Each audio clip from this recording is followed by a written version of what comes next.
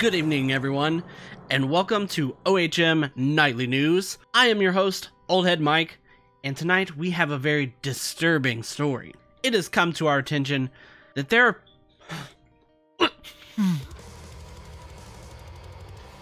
are people in this community that have never heard of misery signals. To shed some more light on this subject, correspondent Rami Ogden is here. Rami? Wow, Mike, the wind is really picking up here. Rami, this is the misery signal story, not the weather segment. Please get your shit together, man. It's really, yeah, you know what, whatever. Fine, yeah, so we're getting multiple reports out here tonight of people in the metalcore community that have never heard of misery signals. Absolutely disgusting. Yeah, when I heard the news, I literally vomited. One of the names of the perpetrators has come to light, Mike. His name is Dallas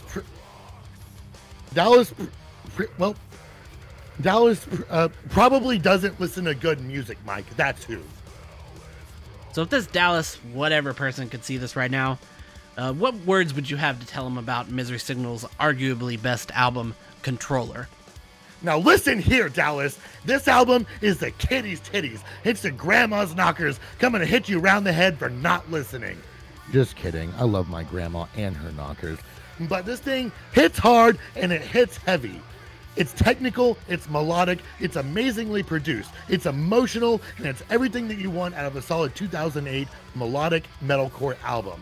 Carl's voice is prominent, yet it blends into the album perfectly. We experienced his pain, we felt his anger, and the music carried us through it all beautifully. And, you know, if you don't like misery signals, then fuck you. Back to you, Mike. Right. Sorry about the profanity, folks. We here at OHM Nightly News are very passionate about our music, especially Misery Signals, and even more especially the Controller album. Controller is one of the biggest staples in metalcore / melodic hardcore history. 2008 was a huge turning point for the hardcore plus community, and Misery Signals was one of its biggest factors. To me, this album is a melodic hardcore album. No one will ever change my mind, even if God King Carl Schubach himself came into my comments and told me that it was not melodic hardcore, I would not change my mind.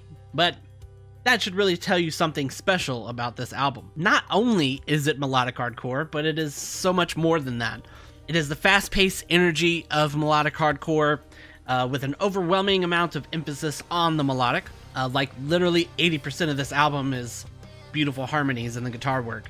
But there are also low and slow, mid, harsh vocals of Mr. Carl, with some very heavy sections and breakdowns that point in the metalcore direction. But no part of this album really lets itself be defined in any way, as it seamlessly transitions from dark, haunting, melodic riffs into soft, dreamy sections with what I'm pretty sure are xylophones in there somewhere.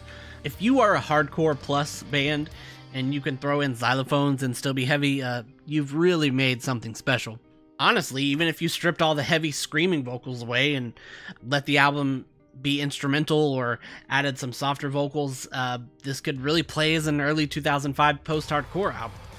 So this is a blending of different styles, but in a way that is an evolution of each one, which is something I don't think they've captured outside of the albums with Carl. Yes, Absent Light is kind of a personal favorite, but whatever genre you think it is, you will find it in this album. There are no arguments that this album is beautifully melodic, hauntingly heavy, and that Carl's vocals, while can be described as one note, are also perfected here. As every emotional scream he lets out in this album, he lets out with an unheard of amount of enunciation to where you would never really need to look up the lyrics here.